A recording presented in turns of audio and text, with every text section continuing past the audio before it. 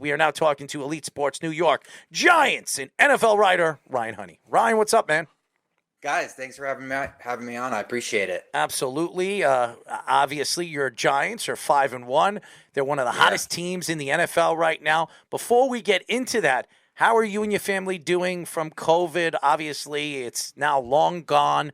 Thank God. And now we can move on with our lives.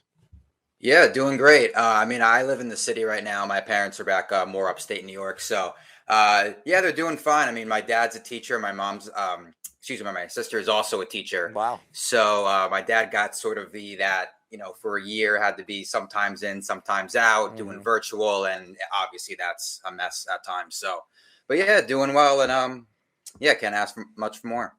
Well, that's always good. So why don't we get into your Giants?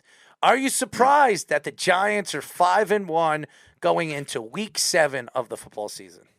Yeah, how could you not be? I remember writing an article like 5 months ago or 4 months ago, whatever it was, saying that they could be contenders for the number 1 overall pick. I thought they were winning 3-4 games, somewhere around the range of what they won last year. I thought the coaching staff situation was obviously better. And you could see it through 6 games. It's light years better. I mean, Joe Judge's team loses to that Ravens by 20. It doesn't come close to beating Green Bay out in London. Doesn't happen. Joe Judge's team right now, if Joe Judge was still the coach, that team's not 5-1. They're more towards, the 2-4 range, 1-5, whatever the case may be. So I knew the coaching staff was going to be better, but they still had the same pieces on offense. Still dealing with the Kenny Golladay tenure, the Kadarius Toney tenure. Who knows when those are actually going to start? And still dealing with, Daniel Jones has his limitations. So, and I thought the defensive backfield was just so young that WInk Martindale was not going to be able to rely on that unit when utilizing his exotic blitz packages. Especially with James Bradbury, they had to give up in the offseason. Same with Logan Ryan. Jabril Peppers is no longer here. So, but yeah, it is the shock of the year thus far. I know everyone loves that the Jets are 4-2. I know that everyone expected, especially with Wilson coming back, who knows what's going to happen. And now they're 3-0 with Zach under center. But the Giants are the shock of the league thus far. Much bigger shock than Philly. Philly was a good team last year. Philly has a good roster. Philly has a good coach. I think the Giants being 5-1 is a much bigger surprise. I'm not shocked I'm not shocked that the Giants. I am shocked that they're 5-1 right now, but yeah. I had the Giants winning 8 or 9 games this year. I really did. I think their 8 or schedule, 9, really. Yeah, their schedule is very easy. I mean, the NFC East schedule. First of all, you're playing against the Dallas Cowboys. You don't even know offensively what they are. They have a good defense, but you don't know what they are offensively. The Eagles are a good team, absolutely. So let's put the Eagles out. Washington Commanders. I mean, you could win both of those games right there. So, yeah. I mean, if you win 1 game against the Cowboys and 2 games against the Washington Commanders, that's 3 wins right there. And now look at what the Giants have coming up right now. They have Seattle. Oh, yeah. They have the Texans. They have the Jaguars. I mean, the Giants could be going in their bye week 8-1. I know. Yeah, and that's what's funny is like they have these 4 games coming up, Jacksonville, Seattle, Texans, and Lions. And even if they just go 2-2 in that stretch, even if they don't catch a break this game, someone gets hurt that game, they go 2-2 during that stretch, you're still looking at a 7-3 team. And that's why I think even 6 weeks in, this team's got to start thinking about playoff aspirations, especially in that conference, which is so much weaker than the AFC. They could have the best record in the NFC. I mean, the way their schedule is. I mean, Could you imagine the Giants end the season with the best record and having full home field advantage going into the play? It could happen with this schedule the way it's falling for them. It's crazy. It is crazy. Especially, it's not just these 4 games coming up. They still have twice you got to play the Commanders. You don't know you don't know their quarterback situation. You don't know their head coach situation. I think Ron Rivera is on the hot seat. Veering towards the exit sign with every loss. Mm-hmm. I don't get how they can roll the dice with him over the next couple of years. I don't see it. Well, if only they had a guy like the guy in Minnesota. Who's Zimmer? No. The quarterback in Minnesota. If only they had a guy like him. God. Yeah, yes, exactly. Well, yeah. Also the coach in Minnesota too, who used to be on the Washington staff. That great staff of Sean McVay, Kyle Shanahan, Matt LaFleur, and Kevin O'Connell all were with Washington at some point. And Mike McDaniel as well. Oh, Mike Any McDaniel of those too. guys. Wow. Okay, I didn't even realize that. They showed. They showed the graphic during the Packers-Vikings game, and they showed it again with the Rams and the 49ers game. All the guys that were on his staff, because obviously Kyle Shanahan's dad used to coach there too, and again, all those guys were in there at some point in that mix. So they could have all that. Graphic you'll see. That's the new graphic you'll see every time two of those guys face each other. You're going to see that graphic every time, and that's all they're going to say. That's just how it is. Instead, you get Dan Snyder's dysfunction. And exactly all that. So my question is about the defense in particular, because we knew they had the edge rushers with the way they drafted the last couple of years, but the rest of the team getting patched together, that all those bad contracts they gotten rid of. So what have been your impressions so far of some of the young defensive players in that secondary and on the defensive line as a whole? Yeah, well, I mean, you saw late in Sunday's game. That's why they drafted Kayvon Thibodeau. That's why they used the number 5 overall pick on Kayvon Thibodeau. So he makes clutch late game plays such as the strip sack of Lamar Jackson that sealed the deal. So he's been great ever since coming back from injury. I know he missed the first couple of games. And then you got guys like, Micah McFadden is stepping up, especially after the shocking release of Blake Martinez. And I know Micah McFadden might get pushed for playing time moving forward, especially with Jalen Smith now in the mix. You got these young defensive backs. I mean, this defensive backfield is coming together. It's that unit has impressed me so much since week 1, because that was what Giants fans were scared of, was the inexperience in that unit, especially when WInk Martindale is going to be relying on them to run man coverage week in and week out so he can use his blitz packages. That's a unit, especially with young guys like Dane Belton. I know Xavier McKinney is only in year 3. He's already looking like a star. Adoree Jackson is playing his best football.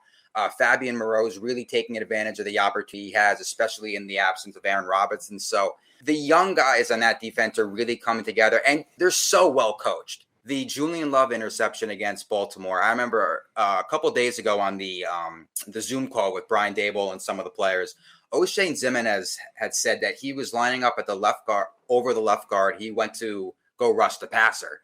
Once he saw the snap go over Lamar's head, he knew he wasn't catching him. So he peeled back in coverage. And if Love didn't make that play on the ball, Ximines likely would have deflected it for an incompletion. But that's it. That's what good coaching does, where you could set these players up and you could teach these players how to succeed and how to produce even when the play goes off script.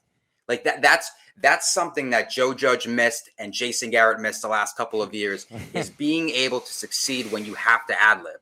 And so just watching O'Shane Ximines and hearing O'Shane Ximines talk about how he ad-libbed that play and was able to almost make a play if Love didn't, that's WInk Martindale right there. And that's all WInk Martindale has done for the first 6 weeks. Done a tremendous job. And that defense is one of the more impressive units when you look at just the amount of talent and just the inexperience in and around that unit.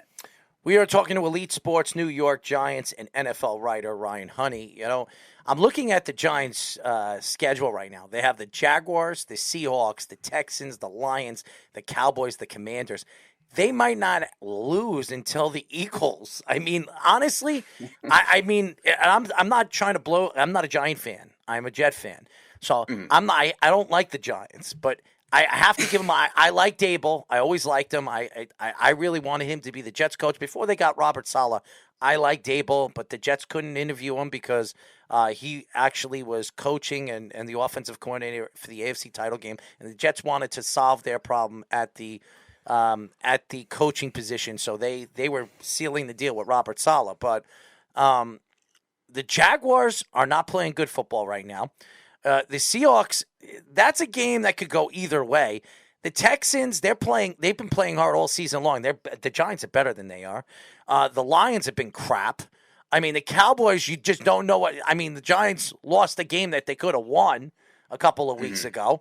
And then the Commanders, let's be honest, who are they? So, honestly, 1, 2, 3, 4, 5. The Giants could win 4 of the next 5 games, and they could go into, what is it, week 12? It's like week 16. Are you looking at? I'm looking at the game. I'm right here. it's right over here. 1, 2, 3, 4. Week 13. The Giants could go into week 13 with 11 wins. I mean, Yeah. Yeah, I know. It's nuts. crazy. And Or it 10 alludes to what I wins. said before about the NFC. That conference is just not, even the teams who are supposed to be good in that conference are not playing well. Tom Brady and the Bucks just can't click. Aaron Rodgers, you see, couldn't even score any points against the Giants' fifth cornerbacks out in London. The 49ers, who knows what they are, who knows what Jimmy G is. It's such a weak conference right now that I think the Giants have a very good opportunity, especially right now where it's still the sort of early part of the year, moving towards midseason. Mhm. Stack up wins now. So you're not trying to make up all this ground in December, January, whatever the case. Stack these wins up now so you could set yourself up for a good spot, because if they go into, like you said, week 13 with 11 wins, the next team in the NFC East could be the Cowboys with 8. Who knows what happens with them? Who knows if they don't catch a break in a certain game or if there's injuries? Like, they could go into week 13 up whatever it is, 3 games on the Cowboys in the standings. With I would assume Philly's also there, because I don't think Philly's another team that I don't know. Look at their schedule. It's like, where do they lose? So I think Philly, if the Giants make the playoffs, it's going to be as a wild card. But you're right; they could go into week 13 with 11 wins, and even after that, like, they still have 2 games against Commanders. The Colts I don't know why everybody was so high on the Colts going into this year. All they did was pick up Matt Ryan, which I don't see much of a difference with Matt Ryan at his age versus Carson Wentz. And then you have 2 games against the Eagles. I don't know about that. I honestly don't. I don't love those matchups. Philly is just Philly has much more talent in my mind. And Minnesota's off to a great start. I mean, give them credit. Yeah, Kevin O'Connell's come in, and all of a sudden they're 5-1. And this is you look at Minnesota with Kirk Cousins, and that just like screams 8-8 every single year. So the fact they're already 5-1, I mean, as long as you can win those couple of games, Vikings and Eagles, I think the Giants are set up pretty well. Vikings will be a hard matchup, though, because they're really their only big weakness is their corners themselves. But the Giants receivers, really, do you trust them to be able to take advantage of those matchups? And if you're a Giant fan, you have to look how lucky the Giants have been in the last 2 weeks. I mean, the Aaron Rodgers was on the 15-yard line. He had 2 or 3 chances to close the deal in that game, and they blocked the ball back-to-back times. I mean, what are the chances that happened? And then Lamar Jackson, they're up 20-10 with 6 minutes left, and he dropped the ball twice and cost the Baltimore Ravens a chance to win that game. I mean, a win is a win. It doesn't matter how lucky it is, but nobody in their wildest dreams would have thought that, and that just shows you that this could be a very special year for the Giants. It really could, because everything is falling right for them, and they believe in their coach. Everybody believes in their coach, including the press. They love him. So it's crazy. He goes out there, he wears his Jordans, he goes up there, you see how happy he is when he walks up the field. He's about to do a cartwheel. He's like 300 pounds and he's ready to do a cartwheel.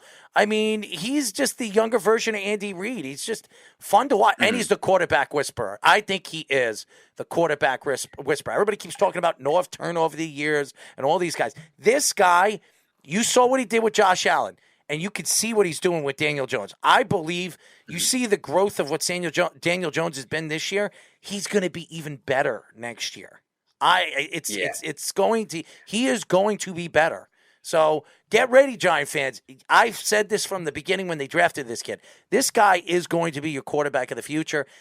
I believe Dable will fix this kid, and he'll turn him into I wouldn't say elite quarterback, but a top 12 quarterback in the NFL, and you can win with him. You can win. Yeah, he doesn't need to be an elite quarterback, because the comparison is going to be Josh Allen, because Dable helped develop. That's what's going to be the comparison. He doesn't need to be that type of elite quarterback. He already has similarities to Josh Allen, I know, with the arm strength and the mobility, but he doesn't need to be a all-pro quarterback. What he needs to do is they need to develop. They need to find a pass game. Right? Like, because they can't just rely. I understand they've relied on defense. They've relied on Saquon Barkley, and that's gotten them 5 wins in 6 weeks. But that's not what's going to win them games in January and potentially February. They need to develop a pass game. Is that all on him, on Jones? Not entirely, because they don't have anybody to throw to, right? I mean, Galladay is can't stay on the field. Shepard's out for the year. Shepard's probably played his last down as a Giant. Kadarius Toney can't stay on the field, so now you're resorted to Darius Slayton, who you basically buried on the depth chart the entire preseason.